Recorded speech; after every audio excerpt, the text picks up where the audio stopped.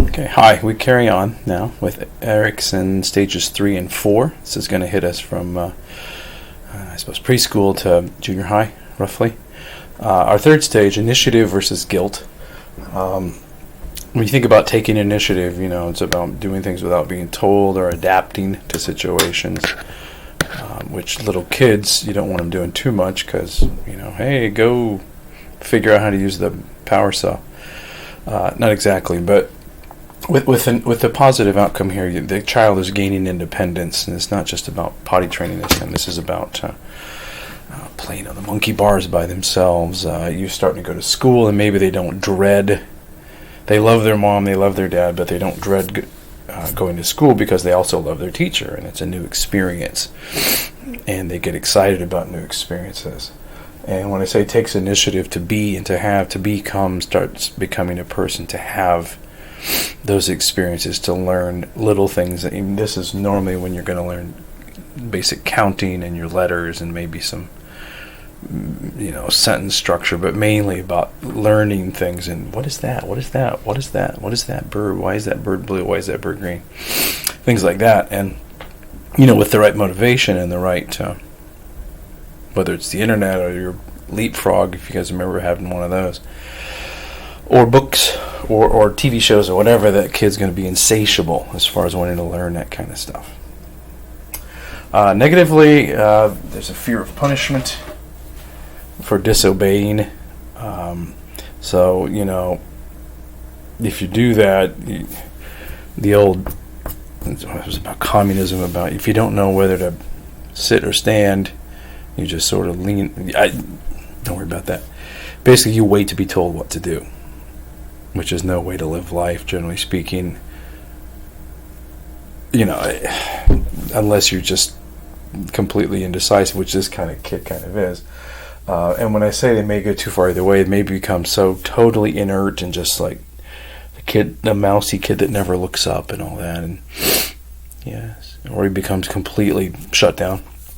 Or the kid that acts out and he gets in trouble. He's fear of punishment, but he's fear of not doing anything worse, I suppose. And they start to be branded trouble already, but they're just acting out of this confusion, basically, I think is the idea there. Okay? And you can start to see already how we're separating, and as school begins, if you ask any first grade teacher, they're going to see both of these kids show up in their classrooms.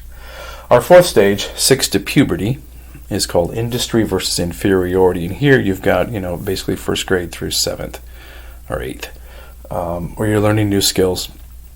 You're learning, more speaking, interacting with other children, being in groups. This is often where you start or get going on youth things, sports, piano lessons, tap dance, gymnastics. Think about some of the things you guys may have done. And they do it eagerly, and they're willing to try. Even if they're not that good at it, they're still, give it the old try kind of thing. And then they can apply themselves to situations, meaning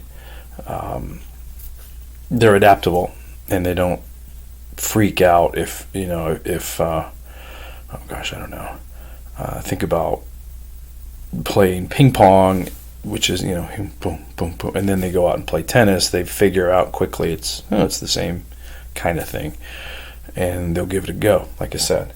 And that's sort of the beginning of which we'll get to next, a couple of stages about searching and figuring out. This is where the alphas basically start showing up, to be honest. You can see these kids, they're bright, they're eager, they're enthusiastic, they're not easily daunted.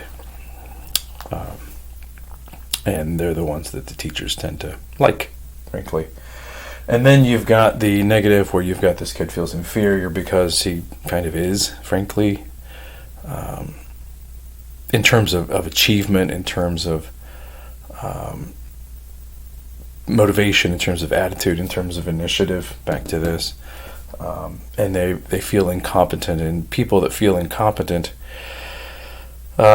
start to either, beat themselves up, if you will, or they start to envy or resent those who do have competence. and you already start to see that division among, this is your higher reading group, this is your lower reading group. Some of you guys that were in, what's it called, Reach, with, I don't know if they still have it, but that's with the kids that, these guys, let's go faster, let's go further, and then these guys, not so much. And, it takes a special intervention for this kid to not feel incompetent, because then self-fulfilling prophecy, I'm not any good at anything, I'm worse than everybody else, then you're going to act that way, which makes the situation worse. And how do you get out of that loop is basically the question there. So that takes us, and you can see where that hopefully in puberty really leads to a problem once all that starts happening. So okay, next time 5 and 6, see ya.